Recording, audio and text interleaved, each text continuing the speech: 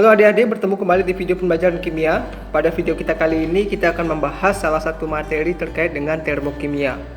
Nah, dari kata termokimia itu dapat kita bayangkan bahwa kita akan membahas terkait dengan suhu yang berkaitan dengan termo, kalor ya adik-adik, atau dalam bentuk panas, dan juga kimia, yaitu yang melibatkan reaksi kimia. Nah, nanti kita akan bahas terkait dengan energi panas yang menyertai suatu reaksi kimia.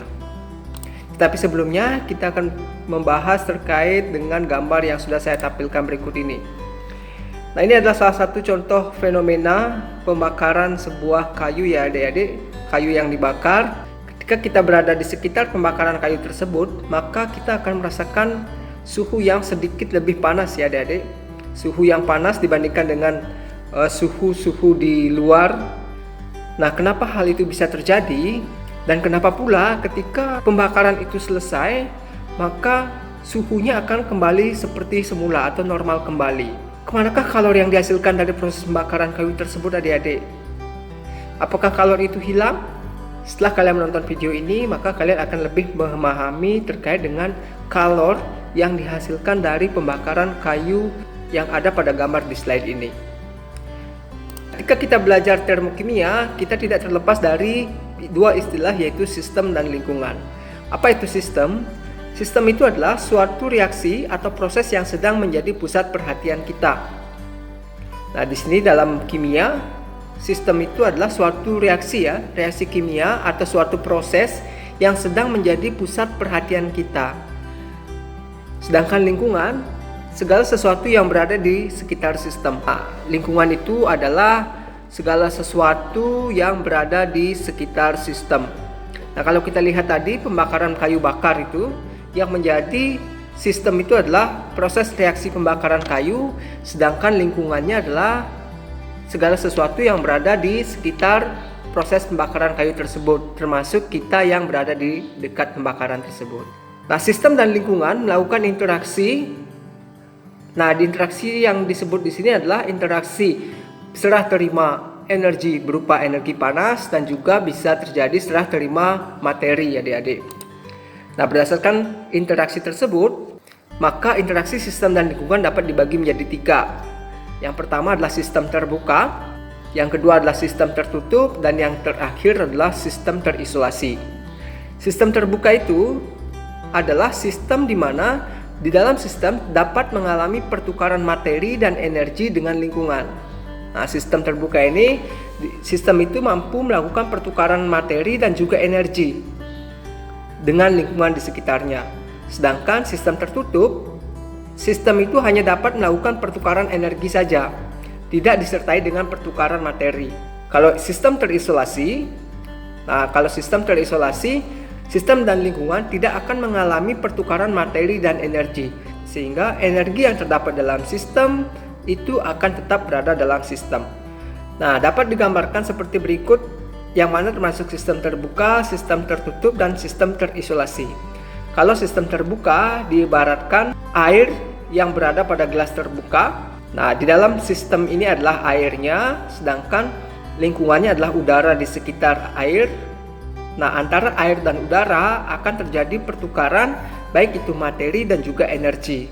Nah, bagaimana dengan sistem tertutup? Sistem tertutup dapat kita analogikan seperti ini adik-adik. Kita menaruh sesuatu, misalnya susu, di dalam botol, kemudian botol itu kita tutup. Di sini sistem tidak akan melakukan pertukaran materi dengan lingkungan, tetapi hanya melakukan pertukaran energi. Misalnya kita berikan susu panas ke dalam botol ini, maka di sekitar botol atau di permukaan botol kalau kita sentuh maka akan terasa lebih panas ya adik-adik. Nah, itu terjadi pertukaran energi antara susu yang panas tersebut dengan botolnya adik-adik. Tetapi di sini tidak terjadi perubahan atau pertukaran materi.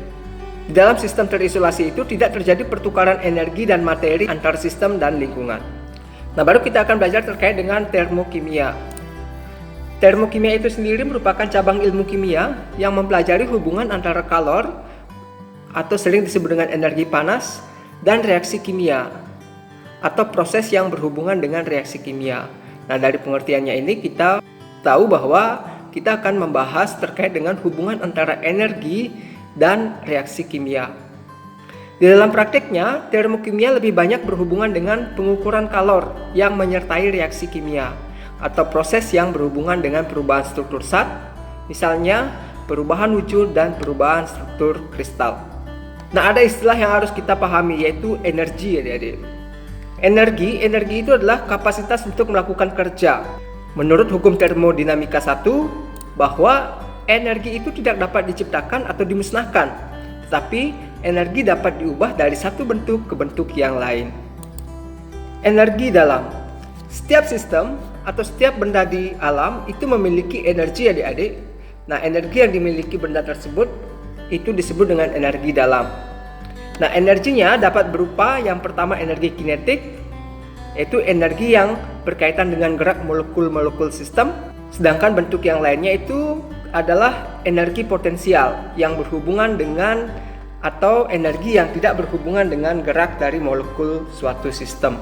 Nah, kedua energi kinetik inilah disebut dengan energi dalam atau internal energy yang dilambangkan dengan E, dan perubahan energi dalamnya itu dilambangkan dengan delta E, di mana delta E itu merupakan selisih antara energi-energi dalam produk dengan energi-energi dalam reaksi. Nah, kita berbicara terkait dengan reaksi kimia ya. Dalam reaksi kimia pasti ada produk dan juga ada reaktan atau reaksi. Nah, kalau kita buatkan rumus matematisnya, delta E itu sama dengan energi dalam produk dikurang energi dalam reaktan. Kalau reaksi itu dilambangkan delta E dan delta H. Kapan kita menggunakan delta E dan kapan kita menggunakan delta H? Nah, perlu kita ketahui bahwa perubahan energi dalam yang menyertai reaksi adalah delta E itu sama dengan E1 dikurang E2. Nah, E1 ini adalah produk, E2 itu adalah reaktan ya adik-adik. Perubahan energi dalam tersebut akan muncul sebagai kalor dan atau kerja. Nah, perubahan energi itu dapat muncul dalam bentuk dua jenis ya. Ada yang berupa kalor, ada juga yang berupa kerja. Dan bisa juga dalam bentuk keduanya adik-adik, dalam bentuk kalor dan kerja. Sehingga delta E itu sama dengan Q atau kalor ditambah W atau kerja. Suatu reaksi kimia kalau kita lihat adanya interaksi kalor antara sistem dan lingkungan dapat dibagi menjadi dua, yaitu reaksi eksoterm dan endoterm. Reaksi eksoterm sebagai reaksi yang membebaskan kalor, sedangkan reaksi endoterm itu reaksi yang menyerap kalor. Reaksi eksoterm itu adalah reaksi yang membebaskan kalor dari sistem ke lingkungan, sedangkan kalau reaksi endoterm yaitu reaksi yang memerlukan kalor atau menyerap kalor dari lingkungan. Nah, kalau kita buatkan gambarnya atau analoginya seperti ini adik-adik, lingkaran ini adalah sistem. Nah, sistem ini adalah suatu reaksi kimia. Suatu reaksi kimia itu membebaskan kalor. Kalor yang dibebaskan itu akan berpindah dari sistem ke lingkungan. Ini lingkungan di luar sistem ya. Sedangkan kalau endoterm, ketika reaksi berlangsung maka reaksi itu akan menyerap kalor dari lingkungan adik-adik, sehingga kalor itu dari lingkungan menuju ke sistem. Nah, itu yang membedakan reaksi eksoterm dan endoterm. Nah, ini dari istilahnya kita bisa tahu ekso dan endo. Ekso itu artinya melepas, endo itu artinya menyerap. Nah, bagaimana hubungan antara reaksi eksoterm dan endoterm? Terkait dengan perubahan entalpi atau selisih entalpi produk dengan entalpi reaksi. Nah, kalau reaksi endoterm, perubahan atau delta entalpinya bernilai positif. Hal itu dikarenakan delta entalpi produk lebih besar dibandingkan dengan entalpi reaktan. Nah, kalau secara matematis, reaksi endoterm ini delta H sama dengan H produk dikurang H reaktan, itu nilainya lebih besar dari 0, sehingga bertanda positif. Untuk reaksi eksoterm, karena entalpi produk lebih kecil dibandingkan entalpi reaksi, sehingga perubahan entalpinya atau delta entalpinya itu bertanda negatif. Nah, secara matematis reaksi eksoterm delta entalpi itu sama ya, yaitu entalpi produk dikurang entalpi reaktan, tetapi di sini nilainya lebih kecil dari 0 karena entalpi produk itu lebih kecil dibandingkan entalpi reaktan, sehingga delta entalpinya nanti bertanda negatif. Nah, ini diagram tingkat energi untuk reaksi endoterm dan eksoterm. Yang A ini adalah endoterm, di sebelah kanannya ini adalah eksoterm. Nah, Nah, ini adalah energinya. Energi produk lebih besar dibandingkan energi reaktan. Nah, ini adalah endoterm. Produk berada di atas, reaktan ada di bawah. Sedangkan kalau eksoterm, entalpi produknya itu lebih kecil dibandingkan dengan entalpi reaktan. Produk ada di bawah, artinya lebih kecil ya. Kalau lebih kecil dikurangi dengan lebih besar, maka pasti nilainya bernilai di bawah 0. Sehingga delta entalpinya negatif, ini delta entalpinya positif. Adik-adik, kita lanjutkan ke persamaan termokimia. Secara harfiah, persamaan termokimia itu merupakan persamaan reaksi yang mengikut sertakan perubahan entalpinya. Perubahan entalpi ini merupakan perubahan energi yang menyertai dari reaksi kimia tersebut. Nilai delta H yang dituliskan pada persamaan termokimia disesuaikan dengan stoikiometri reaksi. Misalnya, pembentukan 1 mol air dari suatu gas hidrogen dengan gas oksigen itu dibebaskan 286 kJ. Nah, berarti di sini ada kata dibebaskan energi ya, Adik-adik. Dibebaskan energi sebesar 286 kJ, artinya reaksi ini berlangsung secara eksoterm.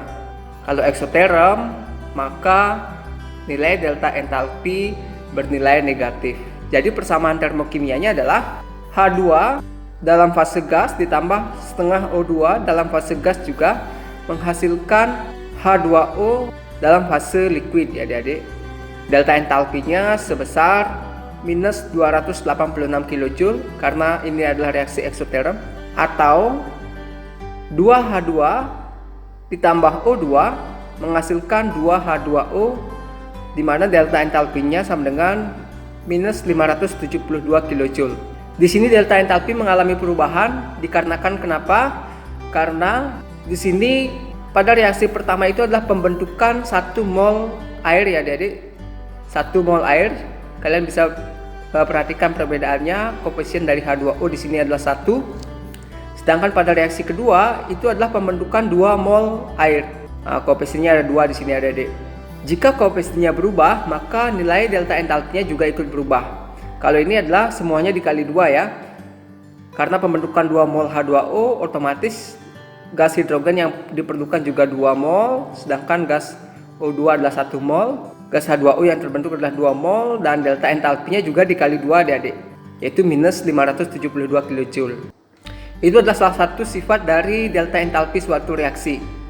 Nah, sifat yang lain, jika ini dibalik reaksinya, misalnya penguraian 1 mol H2O, H2O ini kita pindah ke kiri, H2O menjadi H2 plus setengah O2, maka delta entalpinya juga berubah, yaitu dari minus menjadi positif. Ya, kalau reaksi dibalik, tanda delta entalpi juga dibalik. Kalau awalnya minus menjadi positif, kalau awalnya positif menjadi negatif. Jika reaksinya dikalikan 2 atau dikalikan 3, maka delta entalpi juga dikalikan sejumlah faktor pengalinya itu. Nah, sekarang kita akan belajar terkait dengan entalpi molar atau entalpi standar. Apa itu entalpi standar? Entalpi standar itu adalah delta entalpi yang diukur pada keadaan standar. Keadaan standar artinya entalpi itu diukur pada suhu 25 derajat Celcius dan pada tekanan 1 atmosfer, serta proses pembentukan atau penguraiannya itu jumlah zatnya sebanyak 1 mol adik-adik. Entalpi standar ini ada banyak jenisnya ya adik-adik. Yang pertama adalah entalpi pembentukan standar, delta HF0. F ini adalah formation. Jika pengukuran dilakukan pada keadaan standar, yaitu pada suhu 298 Kelvin atau 25 derajat Celcius dan tekanan 1 atmosfer, serta semua unsur-unsurnya dalam bentuk standar pula, maka perubahan entalpinya disebut dengan entalpi pembentukan standar atau sering dilambangkan dengan delta HF0. Nah, besarannya ini dinyatakan dalam satuan kilojoule per mol adik-adik. Dua hal yang perlu diperhatikan berkaitan dengan entalpi pembentukan, yaitu bahwa zat yang terbentuk itu adalah 1 mol dan zat yang pembentuknya itu berasal dari unsur-unsurnya dalam keadaan standar. Nah, ini beberapa contoh delta entalpi pembentukan standar ya adik-adik. Misalnya pembentukan H2O. Delta entalpi standarnya adalah minus 285,85 kJ per mol. Persamaan termokimianya jadinya H2 ditambah setengah O2 menghasilkan H2O, delta H-nya sama dengan minus 285,85 kilojoule. Nah, yang dimaksud dengan unsur-unsur pembentuknya dalam keadaan standar itu adalah, misalnya ini adalah hidrogen. Hidrogen dalam keadaan standar itu dalam bentuk molekul H2 ya. Sedangkan oksigen dalam keadaan standar itu dalam bentuk molekul O2. Zat yang terbentuk adalah 1 mol. Nah, di sini koefisien H2O itu adalah 1, itu bertanda proses pembentukan ini adalah pembentukan 1 mol H2O. Jadi delta H-nya ini bisa dikatakan delta H pembentukan standar. Contoh lainnya adalah pembentukan NH4Cl ya adik. NH4Cl delta entalpinya adalah minus 314,4 kJ per mol. Nah, proses pembentukan dari NH4Cl atau amonium klorida ini yaitu terbentuk dari nitrogen, hidrogen, dan gas klor adik-adik. Nah, di mana nitrogen dalam keadaan standar itu dalam bentuk molekul N2, hidrogen bentuk standarnya adalah H2, dan gas klor itu bentuk standarnya adalah Cl2. Nah, molekul NH4Cl yang terbentuk itu adalah 1 mol ya. Jadi di sini yang harus diubah koefisiennya agar menyesuaikan dengan jumlah masing-masing atom yang ada di sebelah kanan. N2 karena di sini jumlah N-nya ada 1, maka di sini perlu koefisien setengah. H di sini ada 4, di sini ada 2 awalnya. Agar menjadi 4 maka perlu ditambahkan koefisien 2. Cl di sebelah kanan ada 1, di sini ada 2 awalnya, maka perlu ditambahkan koefisien setengah sehingga diperoleh persamaan reaksi kimia yang setara. Tinggal nanti ditambahkan di sini delta H sama dengan minus 314,4 kJ per mol. Yang kedua ada entalpi penguraian standar. Reaksi peruraian standar merupakan kebalikan dari reaksi pembentukan ya adik-adik. Kalau pembentukan adalah reaksi pembentukan suatu molekul senyawa, sedangkan kalau penguraian itu reaksi penguraian suatu molekul senyawa menjadi unsur-unsur penyusunnya. Oleh karena itu, di sini sesuai dengan asas kekekalan energi, nilai entalpi penguraian sama dengan entalpi pembentukan, tetapi tandanya berlawanan. Nah, yang dimaksud dengan tandanya berlawanan ini adalah tanda delta entalpi adik-adik.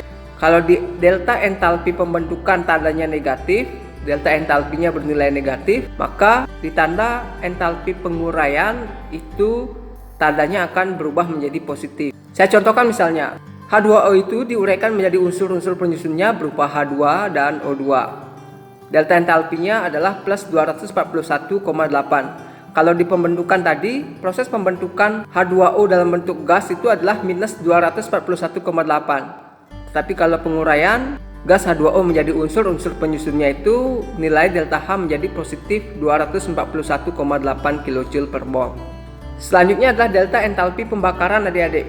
Delta entalpi pembakaran atau sering disebut dengan standard enthalpy of combustion dan dilambangkan dengan delta HC0. Perubahan entalpi pada pembakaran sempurna 1 mol suatu zat yang diukur pada suhu 298 Kelvin atau 25 derajat Celcius dengan tekanan 1 atmosfer, maka entalpi tersebut disebut dengan entalpi pembakaran standar atau dinyatakan dengan HC0. Contoh reaksinya adalah pembakaran 1 mol gas etena atau 1 mol gas C2H4. Di sini koefisiennya 1. Berarti di sini dapat kita artikan ini 1 mol karena proses pembakaran pasti menyertakan oksigen ditambah O2. Setiap pembakaran pasti ada O2-nya ya adik-adik, menghasilkan CO2 dan H2O. Nah, kalian ubah, tambahkan koefisien di masing-masing zat yang terlibat dalam reaksi kecuali pada zat yang dibakar ya, karena ini harus dalam bentuk 1 mol atau koefisiennya harus 1. Kalau kita lihat di sini C di sebelah kiri ada 2, di sebelah kanan ada 1. Maka perlu kita tambahkan koefisien 2 di sini adik-adik. Kemudian hidrogen di sini ada 4, di sini awalnya ada 2, maka kita perlu tambahkan koefisien 2. Nah, setelah menambahkan koefisien itu, kita jumlahkan atom O yang ada di sebelah kanan. Totalnya berapa? 2 dikali 2 ada 4, ditambah 2 dikali 1 ditambah 2, 4 ditambah 2 6. Nah, di sini awalnya ada 2O. Agar menjadi 6, perlu kita tambahkan koefisien lagi 3. 3 dikali 2, 6. Nah, pembakaran ini akan membebaskan energi sebesar 1428 kJ. Mohon maaf, di sini kurang minus ya adik-adik. Delta H-nya menjadi minus 1428 kJ. Berikut data beberapa entalpi pembakaran standar dari masing-masing zat ya adik-adik. Misalnya karbon, delta entalpinya itu sebesar minus 393,5 kJ per mol. Berdasarkan sifat dari delta entalpi suatu reaksi, maka kita bisa menentukan berapa delta entalpi suatu reaksi kimia adik-adik jika reaksi tersebut tidak dalam keadaan standar. Saya contohkan misalnya, pada pembentukan 1 gram NaCl dibebaskan kalor sebesar 7,024 kJ. Tentukan entalpi pembentukan dan tuliskan persamaan termokimia reaksi pembentukan NaCl, di mana ArNa itu sama dengan 23 dan Cl itu sama dengan 35,5. Nah, dari soal ini kita dapatkan bahwa pembentukan 1 gram NaCl itu dibebaskan 7,024 kJ ya. Nah, yang harus kalian cari dulu 1 gram itu berapa mol. Rumusnya adalah 1 mol NaCl sama dengan massa NaCl per massa molar NaCl. Massanya adalah 1 dibagi, kalau kita hitung mR-nya adalah 58,5 ya adik-adik, mR-nya. Nah, 1 bagi 58,5 itu sama dengan 0,017 mol. Itu artinya pembentukan 0,017 mol dibebaskan energi sebesar 7,024 kJ. Yang ditanyakan adalah entalpi pembentukan standarnya adik-adik. Entalpi pembentukan 1 mol NaCl. Nah, ini delta entalpinya ini adalah pembentukan 0,017 mol. Jadi kita pakai rumus perbandingan saja ya. Kita buatkan pernyataan yang pertama. Entalpi pembentukan 0,017 mol NaCl adalah minus 7,024 kJ. Maka entalpi pembentukan 1 mol NaCl adalah 0,017 mol per 1 mol sama dengan minus 7,024 kJ per X kJ. Maka dari sini kita bisa operasikan X sama dengan min 7,024 karena dikali 1 ya, kalikan silang, per 0,017 kJ. Maka yang akan didapatkan adalah min 413,18 kJ. Nah, ini proses pembentukan 1 mol NaCl adik-adik akan dibebaskan energi sebesar 413,18 kJ. Nah, permasalahan yang pertama sudah kita selesaikan. Kemudian permasalahan yang kedua, tuliskan persamaan termokimianya. Nah, persamaan termokimia kalian identifikasi NaCl ini dibentuk oleh atom-atom apa saja atau unsur-unsur apa saja. Tentunya unsur Na dan Cl. Na pada keadaan standarnya itu adalah dalam bentuk Na, sedangkan Cl pada keadaan standarnya itu dalam bentuk gas klor atau Cl2. Maka kita tuliskan Na dalam bentuk solid ditambah Cl2. Ini bentuk standar dari gas klor ya adik-adik, menghasilkan NaCl.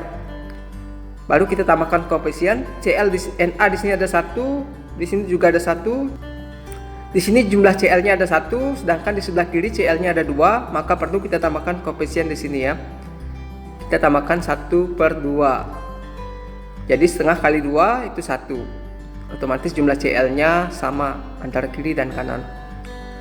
Dan terakhir kita perlu menambahkan delta entalpi yang menyertai dari reaksi pembentukan 1 mol NaCl ini. Dari perhitungan kita dapatkan tadi delta entalpinya adalah minus 413,18 kJ. Jadi kita tinggal tuliskan delta H sama dengan minus 413,18 kJ per mol. Nah, inilah persamaan termokimia adik-adik untuk pembentukan NaCl dalam keadaan standar. Ada beberapa jenis lagi terkait dengan entalpi molar ya adik-adik, selain entalpi pembentukan, selain entalpi pembakaran dan entalpi penguraian tadi sudah saya jelaskan. Ada beberapa entalpi jenis lain seperti entalpi penetralan, entalpi peleburan, entalpi penguapan, dan entalpi pelarutan. Nah, apa entalpi penetralan? Entalpi penetralan itu adalah perubahan entalpi pada penetralan asam dalam bentuk H positif oleh basa OH negatif membentuk 1 mol air. Nah, di sini patokannya adalah 1 mol air yang dibentuk ya adik-adik. Proses pembentukan dari reaksi antara asam dan basa sehingga dibentuk 1 mol air. Sedangkan entalpi peleburan adalah proses entalpi pada perubahan 1 mol zat dari bentuk padat menjadi bentuk cair pada titik leburnya. Semua dalam bentuk 1 mol ya. Sedangkan entalpi pelarutan itu adalah perubahan entalpi pada pelarutan 1 mol zat. Dan yang terakhir, semua entalpi molar atau entalpi standar ini dinyatakan dalam satuan kilojoule per mol.